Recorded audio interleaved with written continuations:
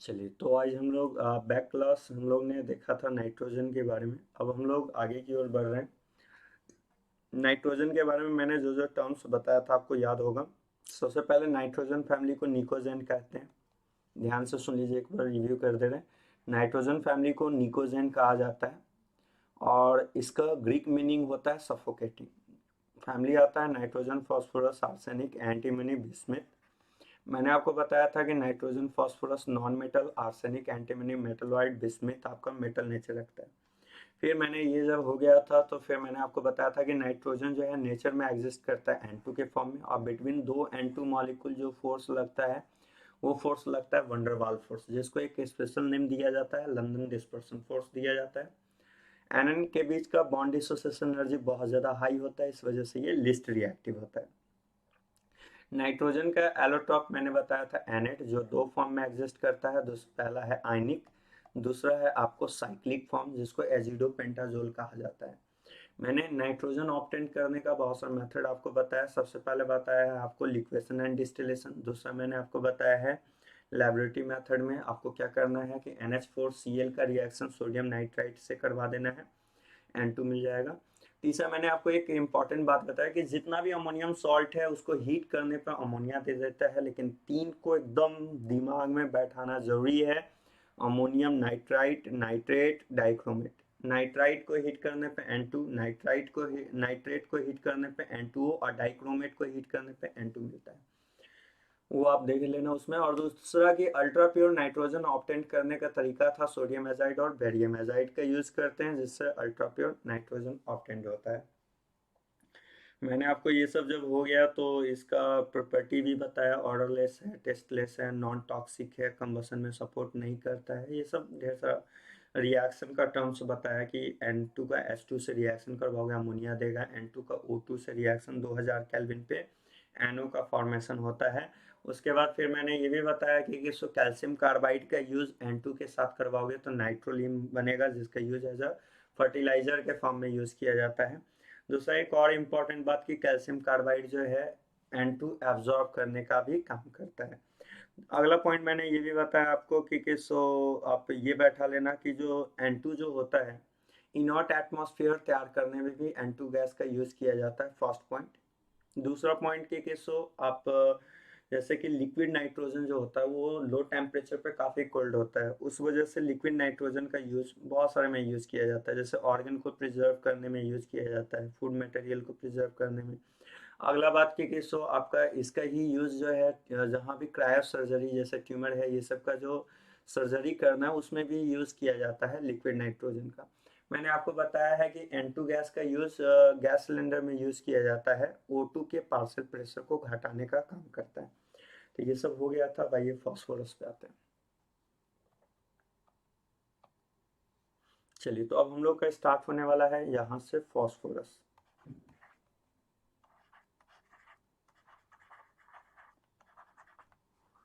Phosphorus की बात करने जा रहे हैं।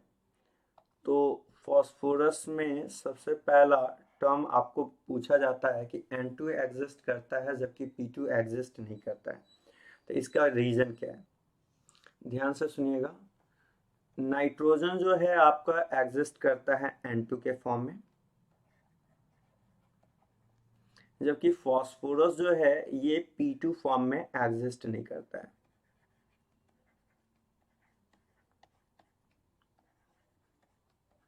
Actually phosphorus it exist in P4 form में एग्जिस्ट करता है। फॉस्फोरस P2 फॉर्म में एग्जिस्ट नहीं करता है, P4 फॉर्म में एग्जिस्ट करता है। एक्चुअली क्या है कि नाइट्रोजन के बीच में जो बाबू मल्टीपल बॉन्ड जो बनता है वो 2p पाई के ओवरलैप से बनता है। ये जो ओवरलैपिंग जो होता है नाइट्रोजन नाइट्रोजन के बीच में जो ओवरलैपिंग होता है ये कैसे पाई बॉन्ड से बनता है, 2p पाई के ओवरलैप से बनता है। तो यहाँ जो बॉन्ड बनता है ये इफेक्टिव बॉन्ड बनता है, ओवरलैपिंग इफेक्टिव ओवरलैप हो पाता है।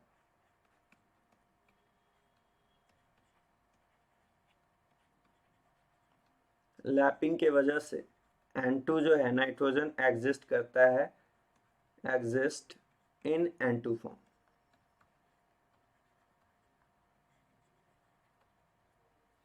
जबकि फॉस्फोरस में अगर आपने पी ट्रिपल बॉन्ड पी बना दिया तो फॉस्फोरस में क्या होता है कि इसका थर्ड पीरियड का है, तो इसमें 3p पाई ओवरलैप होगा।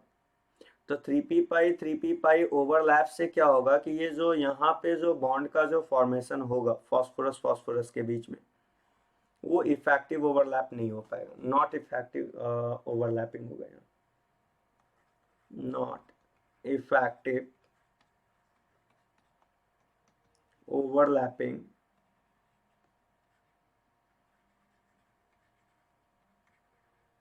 ड्यू टू, ठीक है ना, large in size, hence phosphorus not form multiple bond।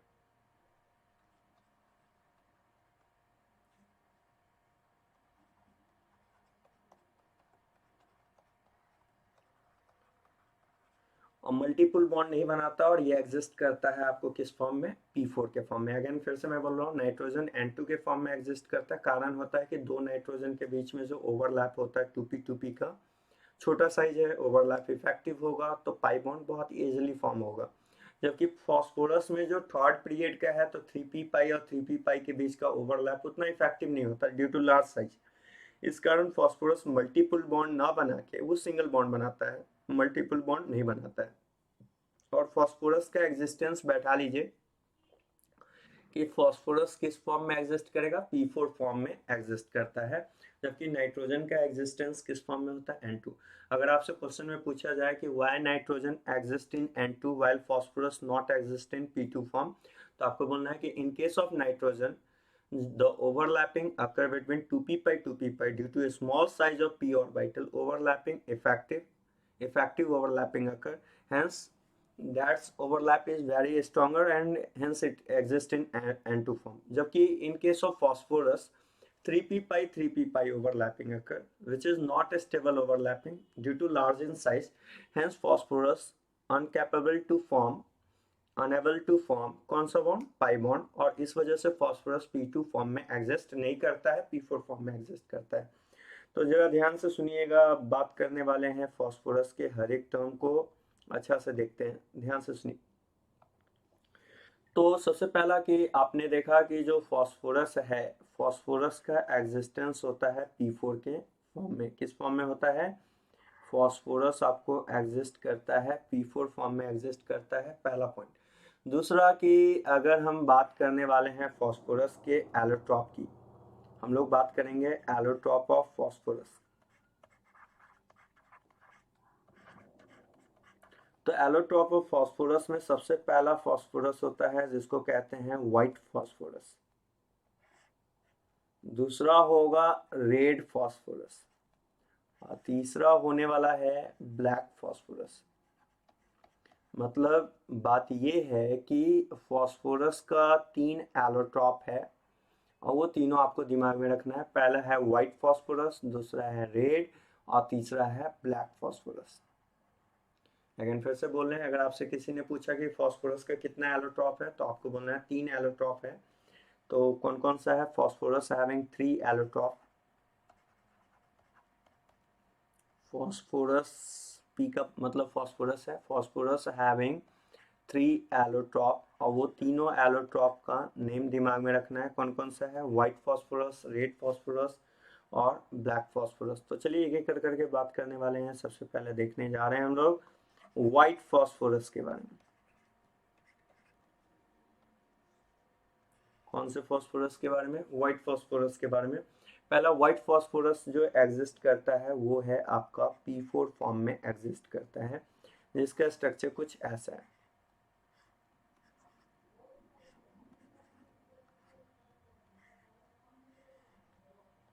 देखिए ये इसका स्ट्रक्चर है, व्हाइट फॉस्फोरस का स्ट्रक्चर की बात करते हो बाबू आप, तो इसका स्ट्रक्चर ये है व्हाइट फॉस्फोरस का। थीटा की बात करोगे तो इसके बीच में 60 डिग्री का एंगल बनने वाला है, ठीक है ना। और आपको पता है कि बहुत ही हाईली एंगल स्ट्रेन मॉलिक्यूल है ये, व्हाइट फॉस्फोरस में एंगल स्ट्रेन बहुत ज़्यादा हाई एंगल स्ट्रेन होगा। तो सबसे पहला हम लोग एक एक कर करके बात करते हैं। सबसे पहला यहाँ पे लोन पेयर की बात करते हैं। NP4 white phosphorus, total number of lone pair जो होगा, नंबर ऑफ लोन पेयर आपको कितना दिखाई दे रहा है? 2 डॉट को एक लोन पेयर कहते हैं और फॉस्फोरस के पास एक लोन पेयर होता है। तो बताओ यहाँ पे कितना जगह फॉस्फोरस है? आप देख लो, 1 2 3 4, तो लोन पेयर का वैल्यू होगा, total number of lone pair 4 होगा। हाइब्रिडाइजेशन की बात करते हो बाबू, तो हाइब्रिडाइजेशन निकालने का सिंपल सा फॉर्मूला होता है, क्या होता है हाइब्रिडाइजेशन, कैसे निकलता है? Sigma plus lone pair. आप देखो यहाँ पे अगर आप काउंट कर रहे हो तो यहाँ से 1 सिग्मा, 2 सिग्मा, ये 3 सिग्मा, सिग्मा का वैल्यू 3 प्लस लोन पेयर 1, 3 1 कितना हो जाएगा? 4, और 4 रहता है तो हाइब्रिडाइजेशन sp3 होता है। तो इसमें एक्चुअली हाइब्रिडाइजेशन की जो हम लोग ने बात किया है, तो ये क्या है? sp3 हाइब्रिडाइज है। दूसरी बात की sp3 का जो बॉन्ड एंगल होता है, यहाँ पे बॉन्ड एंगल है कितना? बॉन्ड एंगल 60 डिग्री का है, जबकि होना चाहिए था कितना? sp3 का जो बॉन्ड एंगल होता है, एक्चुअल एंगल है आपका, इसका जो एक्चुअल एंगल है वो 60 डिग्री का है, बट sp3 का जो एंगल होता है, sp3 जो है उसका बॉन्ड एंगल होता है 109 डिग्री 28 मिनट। तो आप बताओ कि 109 डिग्री 28 मिनट वाला जो है कितना डिग्री के एंगल को शो कर रहा है? 60 डिग्री। तो इसका मतलब कि हाई एंगल स्ट्रेन मॉलिक्यूल है, इसमें स्ट्रेन बहुत ज्यादा होगा, क्योंकि 109 डिग्री में रहने वाला को आपने कितना पे एंगल पे ले आया है? 60 डिग्री के एंगल पे लाया है। तो इसमें क्या बोलेंगे कि it is high angle strain molecule. ये हाई एंगल स्ट्रेन मॉलिक्यूल है, इसमें स्ट्रेन एंगल स्ट्रेन बहुत ज्यादा होगा। क्यों? क्योंकि आपको पता है एंगल कितना है, एंगल आपको दिखाई दे रहा है कि 60 डिग्री का है। होना कितना चाहिए था? 109 डिग्री 28 मिनट। तो 109 डिग्री 28 मिनट वाले को आपने 60 डिग्री पे होल्ड किया है, तो इसमें एंगल स्ट्रेन बहुत ज़्यादा होने वाला है। ठीक है, अब चलिए आगे की ओर बात करते हैं। जरा ध्यान से सुनिएगा, इसका एक एक प्रॉपर्टी की बात करते हैं। बताओ एंगल स्ट्रेन हाई है तो ये क्या होगा? बहुत ही ज्यादा रिएक्टिव होगा, तो हम कहेंगे very high, very reactive due to high angle strain. पहला पॉइंट कि very reactive due to high angle strain. High angle strain के कारण एंगल स्ट्रेन बहुत ज़्यादा है। आपने देखा ही है कि 109 डिग्री 28 मिनट वाले को आपने कितना पे होल्ड किया? 60 पे। तो स्ट्रेन बहुत ज़्यादा होगा, एंगल स्ट्रेन ज़्यादा होगा तो ज़्यादा रिएक्टिव होगा, क्योंकि उस फॉर्म से वो हटना पसंद करेगा बहुत ज़्यादा स्ट्रेन के वजह से। इस वजह से ये क्या है? बहुत ही ज़्यादा रिएक्टिव नेचर का होता है। अगली बात कि ये क्या करेगा? ग्लो करेगा डार्क में, ठीक है ना? तो हम लोग लिखेंगे glow in dark, so it is known as phosphorescence, so it is known as phosphorescence का काम करता है।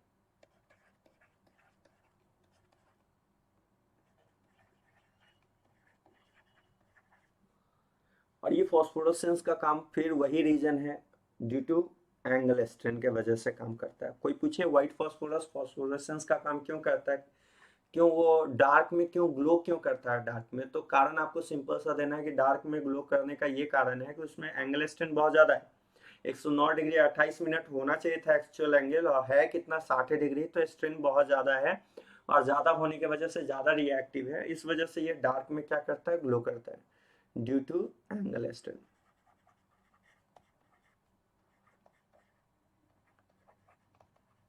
ठीक है, एंगल स्ट्रेन की वजह से। अगला बात की बाबू, जो व्हाइट फॉस्फोरस है ये पॉइजनस नेचर का होता है। कैसा नेचर का होता है? पॉइजनस नेचर का होता है, ठीक है ना? क्योंकि ये क्या करता है कि गेसो पॉइजनस का कारण बताते हैं। एक्चुअली क्या है कि गेसो ये आपने अभी ये देखा बहुत ज़्यादा रिएक्टिव है, तो ये क्या करेगा कि बॉडी के ऑक्सीजन के साथ ये व्हाइट फास्फोरस ऑक्साइड का फॉर्मेशन कर लेगा, ठीक है ना। और इस कारण ये हाईली पॉइजनस है, क्योंकि इसको आपको जो ट्रांसपोर्टेशन के लिए जो हीमोग्लोबिन में जो ट्रांसपोर्ट होता है ऑक्सीजन का, वो हो ही नहीं पाएगा।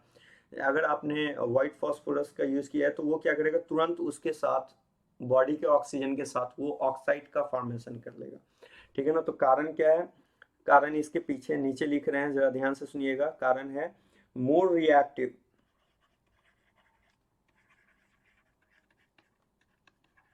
more reactive, so it form oxide with body oxygen, body oxygen.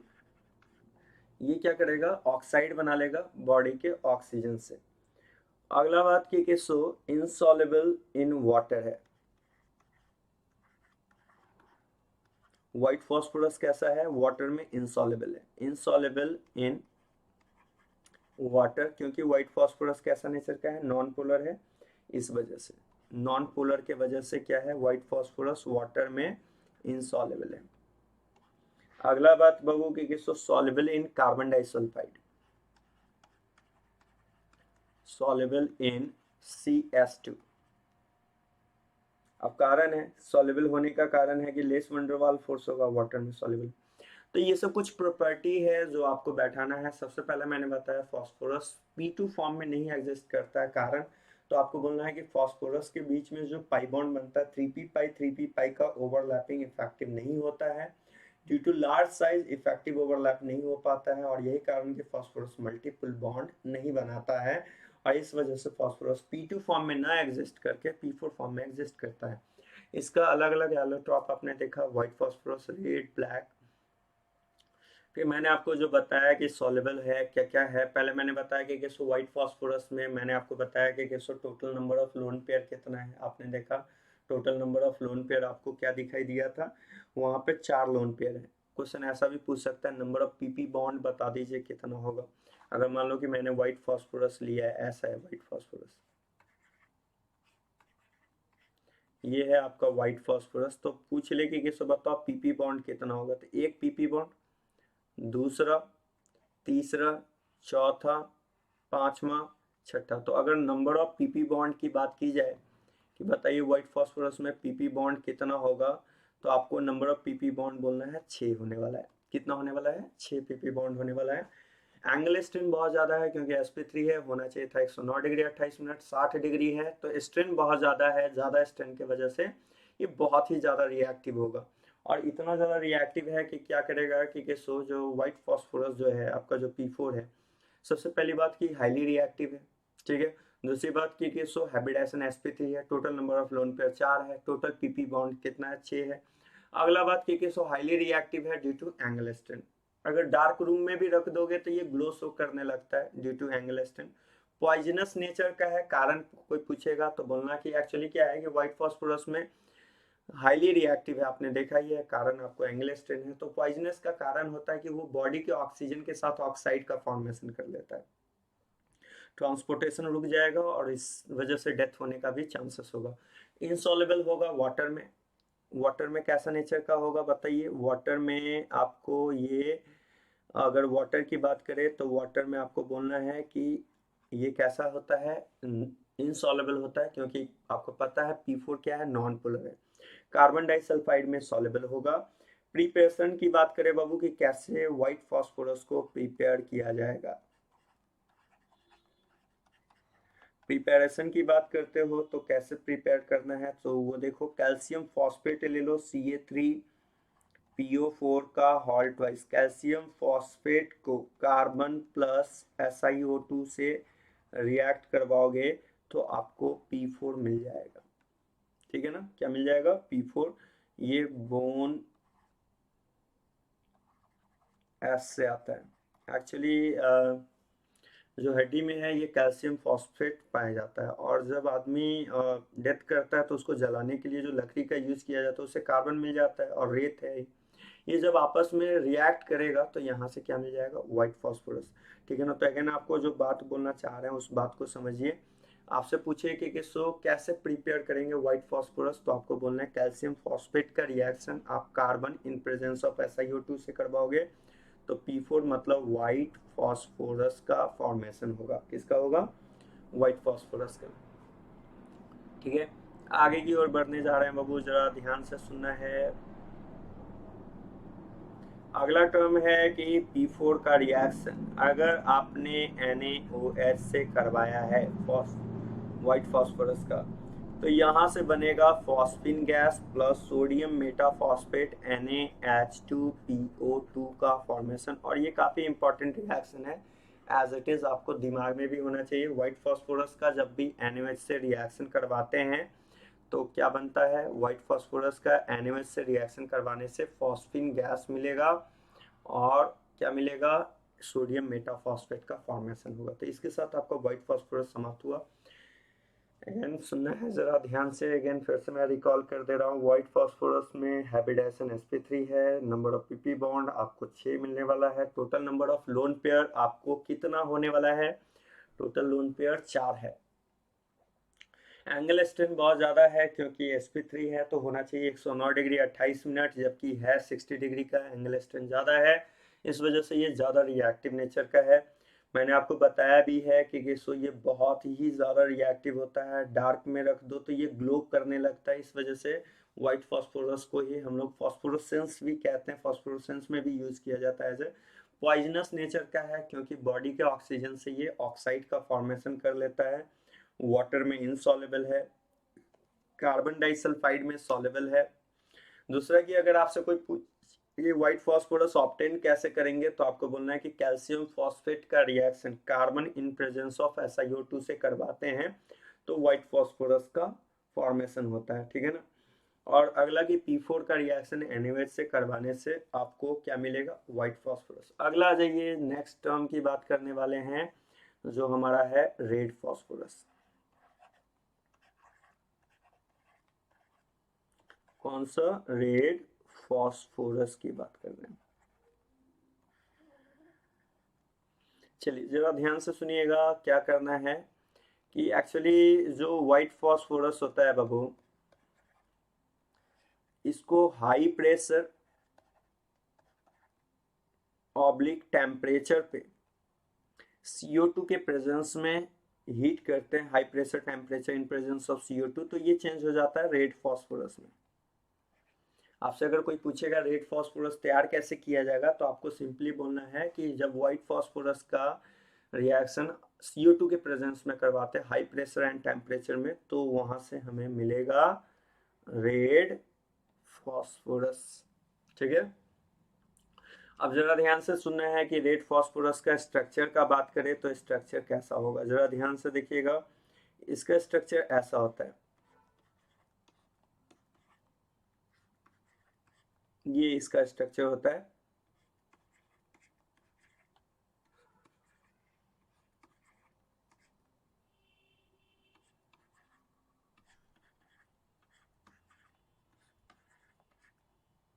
ठीक है, तो ये आपको जो दिखाई दे रहा है ये किसका स्ट्रक्चर है बताइए? ये आपको रेड फॉस्फोरस का स्ट्रक्चर है। ठीक है ना। ये बनाता है रेड फॉस्फोरस जो है, ये बनाता है chain polymer. It is chain polymer. कैसा पॉलीमर फॉर्म करता है? चेन पॉलीमर है। और दूसरी बात की, अब जैसा कि आपने देखा था ना व्हाइट फॉस्फोरस, ये स्ट्रक्चर है आपका किसका? तो ये स्ट्रक्चर बाबू आपको है रेड फॉस्फोरस का स्ट्रक्चर है। व्हाइट फॉस्फोरस तो P4 फॉर्म में एग्जिस्ट करता है, और रेड फॉस्फोरस तैयार कैसे करेंगे? व्हाइट फॉस्फोरस का रिएक्शन आप करवा दो, व्हाइट फॉस्फोरस को हाई प्रेशर हाई टेम्परेचर में आप जैसे ही लाओगे CO2 के प्रेजेंस में, तो रेड फॉस्फोरस फॉर्म होगा। दूसरी बात की, ये बनाता है चेन पॉलीमर होता है। कैसा पॉलीमर है? चेन पॉलीमर इसलिए कह रहे हैं क्योंकि लंबा सा चेन फॉर्म में एग्जिस्ट करेगा। दूसरी बात की कि व्हाइट फॉस्फोरस ग्लो शो कर रहा था, फॉस्फोरेसेंस नेचर रख रहा था, जबकि ये don't show glow in dark. ठीक है ना। तो अगला पॉइंट की डू नॉट शो या do not glow in dark, ऐसा बोलो आप, ज्यादा सही रहेगा। Do not glow in dark. क्यों, कारण क्या है, एंगल स्ट्रेंथ घट गया है। आप देखो जो व्हाइट फास्फोरस में ऐसे एंगल था, इस तरह से था, फास्फोरस फास्फोरस फास्फोरस ऐसे था। अब देखो यहाँ पे एंगल इंक्रीज हो रहा है, तो एंगल इंक्रीज हो गया है तो एंगल स्ट्रेंथ घट जाएगा। तो डोंट ग्लो इन डार्क, और कारण है less angle strength.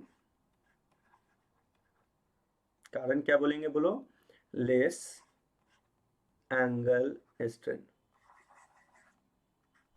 Less angle strength के वजह से ये ग्लो नहीं करता है, जबकि व्हाइट फास्फोरस जो है मैंने बताया था आपको डार्क में ग्लो करता है। दूसरी बात कि ये नॉन पॉइजनस होगा। कैसा नेचर का है ये, नॉन पॉइजनस नेचर का होने वाला है ये। अगली बात अगर हम लोग बात करें तो नेक्स्ट टर्म आता है बाबू कि ये इनसॉल्युबल इन वाटर है। ये वाटर में क्या है, insoluble in water. Next point है कि इनसॉल्युबल इन कार्बन डाइसल्फाइड।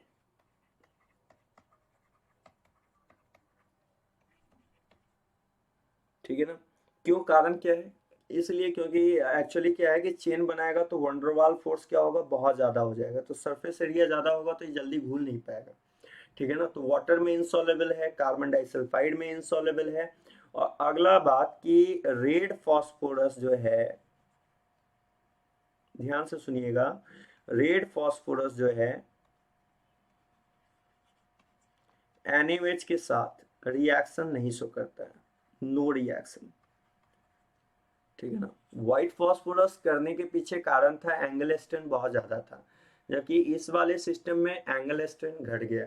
तो ये कुछ प्रॉपर्टी है, बैठा लीजिएगा। ये चेन पॉलीमर बनाता है, कोई भी ग्लो नहीं शो करता है, नॉन पॉइजनस है, ना वाटर में सॉलेबल है, न ही कार्बन डाइसल्फाइड में सॉलेबल है। व्हाइट फास्फोरस जो है NaOH के साथ रिएक्ट करके सोडियम मेटाफॉस्फेट और फॉस्फीन देता था, जबकि रेड फास्फोरस कोई भी रिएक्शन शो नहीं करता है। तो इसके साथ आपका ये भी समाप्त हुआ, रेड फास्फोरस भी। अगले टर्म की ओर आ रहे हैं जो कि है हमारा ब्लैक फास्फोरस।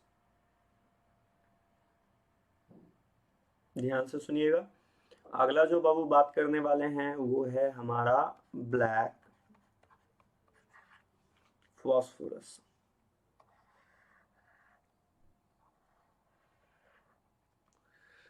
कौन से फास्फोरस की बात करने वाले हैं, ब्लैक फास्फोरस की बात करने वाले हैं। और आपको बता दें कि थर्मोडायनेमिकली मोस्ट स्टेबल फॉर्म जो होता है वो होता है ब्लैक फास्फोरस। तो क्या कहेंगे, it is thermodynamically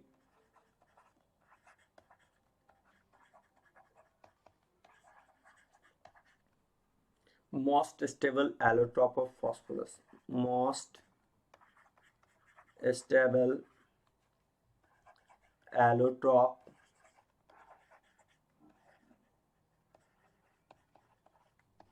of phosphorus. कारण है कि आप देखो व्हाइट फास्फोरस में ज्यादा एंगल स्ट्रेंथ था, ब्लैक रेड वाले में थोड़ा सा घटा, और ब्लैक वाले में और ज्यादा घट जाता है। ये इस तरह से बनाता है, 3D नेटवर्क बना लेता है। ये कैसा फॉर्म करता है, ये इसका स्ट्रक्चर का बात करोगे तो 3D नेटवर्क पॉलीमर बनाता है।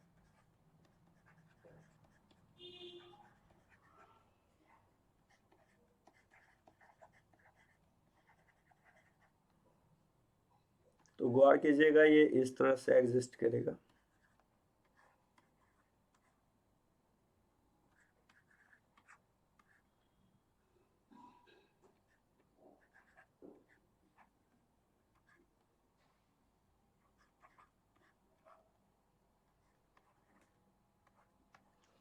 अब चारों साइड से खुल चुका है, मतलब स्ट्रेन और ज्यादा घट गया है। ठीक है ना, तो इसमें बहुत ही लेस एंगल स्ट्रेन होता है, मतलब very less angle strain, very less angle strain, सबसे कम एंगल स्ट्रेन होने वाला है। ठीक है ना, और बाबू ये दो फॉर्म में एग्जिस्ट करता है ब्लैक फास्फोरस। पहला होता है अल्फा ब्लैक फास्फोरस और दूसरा होता है बीटा ब्लैक फास्फोरस। तो आइए इसके बारे में बात करते हैं।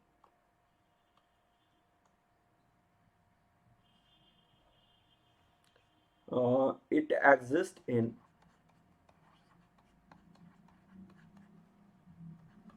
टू फॉर्म में एग्जिस्ट करता है। कौन सा? ब्लैक फॉस्फोरस दो फॉर्म में एग्जिस्ट करता है। पहला जो फॉर्म होता है वो होता है आपका alpha black phosphorus,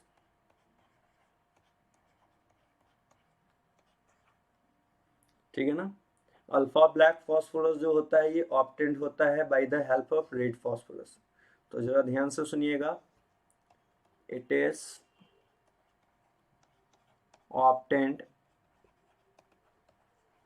by the help of red phosphorus. किसके हेल्प से बाबू?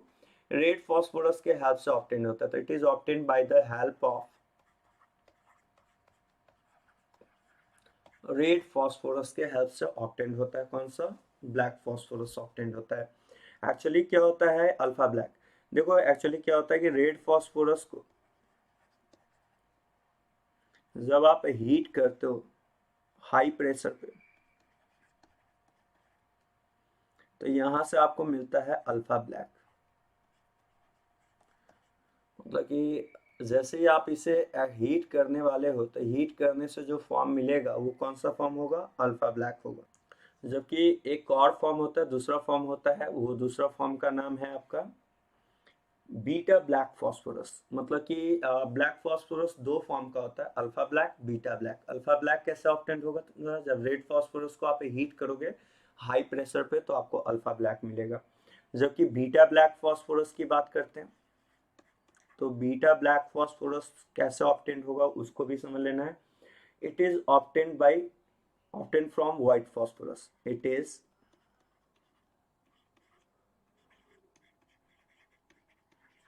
Obtain from white phosphorus. ये किससे ऑब्टेन होने वाला है? व्हाइट फॉस्फोरस से ऑब्टेन होने वाला है। और बाबू व्हाइट फॉस्फोरस से ऑब्टेन होगा तो जरा ध्यान से देखना कैसे। आपको क्या करना है कि व्हाइट फॉस्फोरस को हीट करना है high pressure and low temperature पे, एंड लो टेम्परेचर पे। तो जो मिलेगा वो मिलेगा बीटा ब्लैक मिलेगा। क्या मिलेगा हमें? बीटा ब्लैक मिलने वाला है। जैसे ही आप व्हाइट फॉस्फोरस को हीट करोगे हाई प्रेशर और लो टेम्परेचर पे तो जो आपको मिलेगा वो बीटा ब्लैक मिलेगा। और इसका जो बीटा ब्लैक फॉस्फोरस का जो स्ट्रक्चर होता है वो सिमिलर टू, आप बोल सकते हो कि ग्रेफाइट लाइक स्ट्रक्चर होता है। क्या कह रहे हैं कि it having graphite like structure.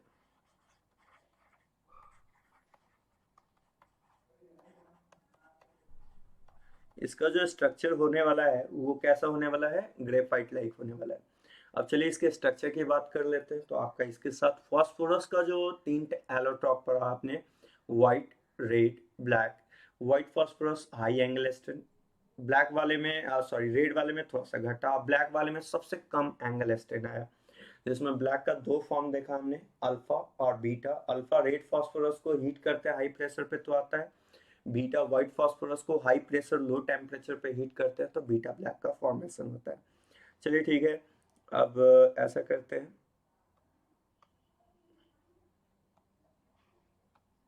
जरा ध्यान से देखिए, पहले स्ट्रक्चर की बात करते हैं। बीटा ब्लैक का स्ट्रक्चर हूबहू ग्रेफाइट जैसा होता है। 6 मेंबर रिंग का फॉर्मेशन कर लेगा ये।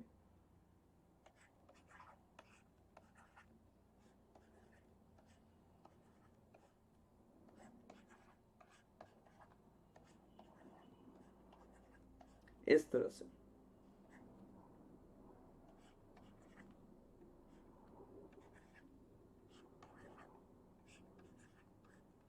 ऐसे बनाते चला जाएगा, चेन के फॉर्म में रहेगा, ठीक है। ध्यान से देखिएगा। तो ये स्ट्रक्चर जो है बाबू, ये तुम्हारा किसका स्ट्रक्चर है? बीटा ब्लैक का स्ट्रक्चर है।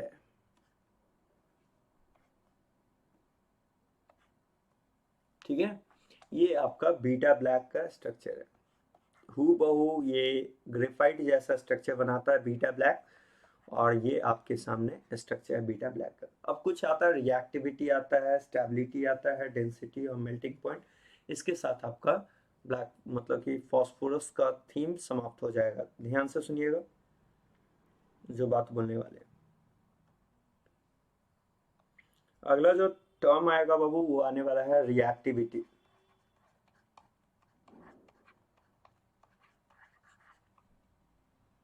रिएक्टिविटी की बात करने वाले हैं। रिएक्टिविटी वाइज अगर आप चलते हो तो सबसे ज्यादा रिएक्टिव होता है आपका व्हाइट, तब रेड, तब ब्लैक। सबसे ज्यादा रिएक्टिव कौन होगा रिएक्टिविटी वाइज? सबसे ज्यादा होगा व्हाइट फॉस्फोरस, फिर कौन सा होगा रेड फॉस्फोरस, और फिर कौन सा होगा ब्लैक। कारण सिंपल सा है, आपने देखा है जितना ज्यादा एंगल स्ट्रेन होगा वो उतना ही ज्यादा रिएक्टिव होगा। तो सबसे ज्यादा एंगल स्ट्रेन क्या होता है, आप इधर से इधर की ओर आते हो तो इधर से इधर आने से एंगल स्ट्रेन घटता है। एंगल स्ट्रेन अगर घटेगा तो रिएक्टिविटी भी घटेगा। जितना ज्यादा एंगल स्ट्रेन होगा उस सिस्टम में रिएक्टिविटी उतना ही ज्यादा होगा। तो वही कारण है कि सबसे ज्यादा रिएक्टिव होता है व्हाइट फास्फोरस, तब रेड, और लास्ट में होता है ब्लैक फास्फोरस। अब आता है अगला फैक्टर आता है स्टेबिलिटी का।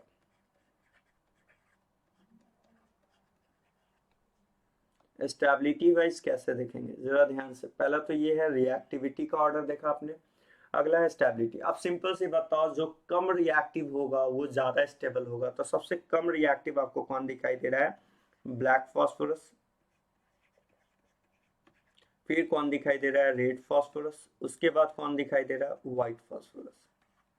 तो ये आपका स्टेबिलिटी का ऑर्डर हो गया। अगला आ जाइए डेंसिटी ऑर्डर पे।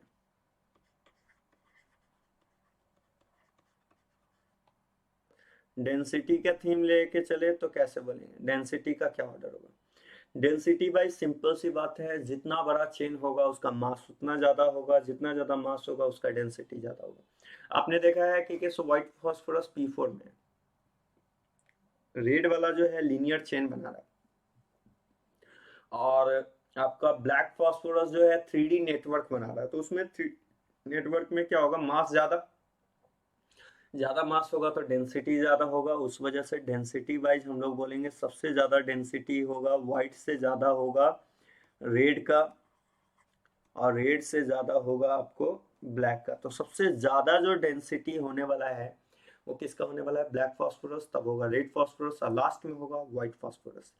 अगेन आप सिंपल सा वर्ड दिमाग में रखना, जिसमें स्ट्रेंथ ज्यादा होगा वो ज्यादा रिएक्टिव होगा, white red black. Stability, strength कम, रिएक्टिविटी जिसका कम वो ज्यादा स्टेबल होगा, ब्लैक रेड व्हाइट। डेंसिटी जिसमें सबसे ज्यादा मास होगा उसका डेंसिटी ज्यादा होगा। ब्लैक फॉस्फोरस पॉलीमेरिक फॉर्म में है तो ज्यादा से ज्यादा मास उसमें ज्वाइन होगा, तो क्या होगा, उसका डेंसिटी ज्यादा होगा। डी होता है m/v, डी डायरेक्टली होता है मास के। अब आइए मेल्टिंग पॉइंट की बात करते हैं। ध्यान से सुनिएगा, किसकी बात करने वाले हैं, melting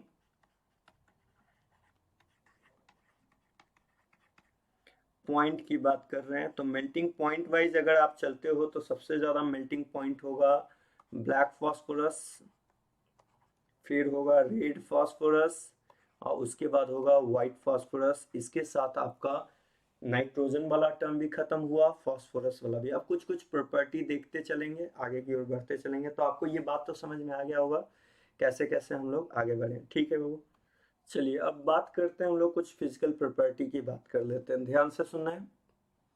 property wise physical property, chemical property जहाँ तक होगा रिलेट कर करके ही निकलेंगे। तो फिजिकल प्रॉपर्टीज वाइज अगर हम लोग बात करते हैं तो सबसे पहला बात करेंगे एटॉमिक साइज का। एटॉमिक साइज वाइज बात करने वाले हैं। तो आप जरा ध्यान से देखो, नाइट्रोजन है, फास्फोरस है, आर्सेनिक है, एंटीमनी है, बिस्मिथ है। आप पढ़े हो कि ग्रुप में डाउन द ग्रुप जाते हैं तो साइज क्या होता है, बढ़ता है। तो सबसे ज्यादा जो एटॉमिक साइज होगा बाबू वो सबसे ज्यादा साइज वाइज होगा बिस्मिथ। बिस्मिथ के बाद होगा एंटीमनी, फिर होगा आर्सेनिक, फिर होगा फास्फोरस, फिर होगा नाइट्रोजन। ये बात को बैठा लेना है। अब जरा ध्यान से सुनिएगा, क्या होगा कि एंटीमनी और बिस्मिथ के बीच में जो साइज का वेरिएशन है, साइज डिफरेंस है, वो बहुत ही कम होगा। Very less variation in size, इसके बीच में जो साइज डिफरेंस है वो बहुत कम होगा। Very less variation in size. कारण है सिंपल सा कि बिस्मिथ के पास जो होता है, बीआई के पास F14 आ जाता है, जिस वजह से ड्यू टू लेंथेनाइट कॉन्ट्रैक्शन लगेगा या वेरी वेरी पुअर सेल्डिंग लगेगा, आप जो बोलो, ड्यू टू, इस वजह से लेंथेनाइट कॉन्ट्रैक्शन, नॉइड कॉन्ट्रैक्शन की वजह से, क्योंकि बिस्मिथ जो है, बीआई जो है बाबू, इसके पास F14 होता है, तो F14 के वजह से जो है वेरी वेरी पुअर सेल्डिंग होगा। वेरी वेरी क्या होगा? पुअर सेल्डिंग होगा। पुअर सेल्डिंग होगा तो न्यूक्लियर अट्रैक्शन ज़्यादा होगा। न्यूक्लियर अट्रैक्शन ज़्यादा होगा तो साइज का जो डिफरेंस होगा एंटीमनी और बिस्मिथ के बीच का, वो बहुत ही नेग्लेजिबल होगा, ना के बराबर होगा। अगली बात करते हैं, आयोनाइजेशन एनर्जी की बात करने जा रहे हैं। आयोनाइजेशन एनर्जी वाइज बात कर रहे हैं। देखो, आयोनाइजेशन एनर्जी में आप पढ़े हो, आप पढ़े भी होगे कि पीरियोडिक में आयोनाइजेशन होता है इन्वर्सली प्रोपोर्शनल टू साइज होता है। तो जिसका साइज छोटा होगा उसका आयोनाइजेशन ज़्यादा होगा। तो सबसे छोटा साइज है नाइट्रोजन का, तो आई बाई बोलेंगे, सबसे ज़्यादा आई होगा नाइट्रोजन, तब फॉस्फोरस, तब आर्सेनिक, तब एंटीमनी, और लास्ट में होगा बिस्मिथ का। ठीक है ना? तो ये हो गया आपका आयोनाइजेशन एनर्जी का ऑर्डर। चलिए आगे की ओर बढ़ते हैं। फिर हम लोग आ रहे हैं इलेक्ट्रोनिगेटिविटी में। इलेक्ट्रोनिगेटिविटी की बात करते हैं। इलेक्ट्रोनिगेटिविटी वाइज बात करते हो बाबू, तो डाउन द ग्रुप अगर बात करें तो डाउन द ग्रुप ईएन जो होता है, इलेक्ट्रोनिगेटिविटी घटता है। तो घटता है तो सिंपल सी बात है, नीचे आ रहे हैं तो घटेगा, तो ऊपर जाएंगे तो बढ़ेगा।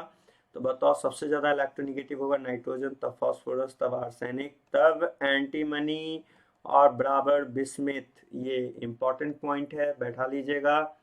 एंटीमनी और बिस्मिथ का इलेक्ट्रोनिगेटिविटी ऑर्डर सेम होता है, ईएन सेम होता है। किस किस का ईएन सेम होता है? एंटीमनी बिस्मिथ का इलेक्ट्रोनिगेटिविटी ऑर्डर क्या होगा? सेम होगा। ठीक है ना? तो ये ईएन का ऑर्डर हो गया है। चलिए अब बात करते हैं, हम लोग डेंसिटी की बात करते हैं। तो डेंसिटी वाइज कैसे देखेंगे वो भी देख लेते हैं। डेंसिटी,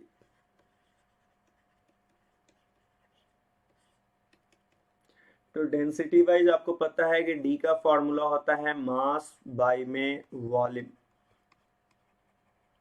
तो मास बाई में वॉल्यूम होता है, तो जिसका मास बढ़ेगा तो डेंसिटी भी बढ़ेगा। तो डेंसिटी सबसे ज़्यादा होगा, ग्रुप में नीचे की ओर जाओगे तो एटॉमिक मास बढ़ता है। आप देखो, नाइट्रोजन है, फॉस्फोरस है, आर्सेनिक है, एंटीमनी है, बिस्मिथ है। नीचे की ओर जा रहे हैं बाबू, एटॉमिक मास क्या हो रहा है? बढ़ रहा है। और मास बढ़ेगा तो डेंसिटी भी बढ़ेगा। तो नाइट्रोजन से ज़्यादा, फॉस्फोरस से ज़्यादा, आर्सेनिक से ज़्यादा एंटीमनी, और सबसे ज़्यादा होगा डेंसिटी बिस्मिथ का होगा। तो इसके साथ आपका ये हो गया है। अब अगले क्लास हम लोग आगे और सारी पे बात करेंगे, केमिकल प्रॉपर्टीज पे भी बात करेंगे। आज जो हमने आपको बताया है, अभी तक हम लोग जो देख लिए, क्या क्या देखे? पहला मैंने आपको बताया नाइट्रोजन के बारे में। नाइट्रोजन का को नाइट्रोजन फैमिली को जो 15th ग्रुप है उसको निकोजन कहा जाता है, जिसका ग्रीक मीनिंग होता है सफोकेटिंग। आता है nitrogen, phosphorus, arsenic, antimony, bismuth आता है। मैंने आपको ये भी बताया है कि किसो जनरल कॉन्फ़िगरेशन होता है, इनर्ट गैस NH2 NP3 होता है। मैंने आपको बताया कि दो N2 मॉलिक्यूल के बीच में जो वंडरवाल फोर्स लगता है, उस वंडरवाल फोर्स का नाम है लंदन डिस्पर्सन फोर्स नाम है। फिर मैंने आपको बताया है कि N2 प्रिपेयर कैसे करोगे, लिक्वेशन डिस्टिलेशन के प्रोसेस से। दूसरा था लेबोरेटरी मेथड के थ्रू। मैंने बताया था जितना भी अमोनियम सॉल्ट है, हीट करने पर अमोनिया देता है। तीन सॉल्ट बार बार बोल रहे हैं, दिमाग में बैठा लेना, अमोनियम नाइट्राइट, नाइट्रेट और अमोनियम डाइक्रोमेट। जिसको हीट करने पे अमोनिया नहीं मिलने वाला है, NH4NO2 को हीट करोगे तो N2 मिलेगा, NH4NO3 को हीट करोगे तो N2O मिलेगा, और डाइक्रोमेट को हीट करोगे तो अगेन फिर से N2 मिलने वाला है। तो ये बात को आपको बैठा लेना है। उसके बाद ये सब हो गया था, तो मैंने आपको इसका प्रॉपर्टीज भी बताया था कि कैसा है, कलरलेस है, ऑर्डरलेस है, टेस्टलेस है, नॉन टॉक्सिक है, नॉन कंबस्टेबल है। फिर H2 के साथ रिएक्ट करके अमोनिया देता है, O2 के साथ रिएक्ट करके NO का फॉर्मेशन करता है, कैल्शियम कार्बाइड के साथ N2 रिएक्ट करके कैल्शियम साइनामाइड बनाता है, और CaCN2 प्लस कार्बन के मिक्सचर को नाइट्रोलीम कहते हैं। ये मैंने आपको समझा दिया था। फिर उसके बाद जब यूजर्स की बात किया मैंने, तो मैंने बताया था कि जो लिक्विड नाइट्रोजन जो होता है बाबू, वो क्या होता है कि बहुत ही कोल्ड होता है, और इसी वजह से इसको ऑर्गन को प्रिजर्व करने में भी इसका यूटिलाइजेशन किया जाता है।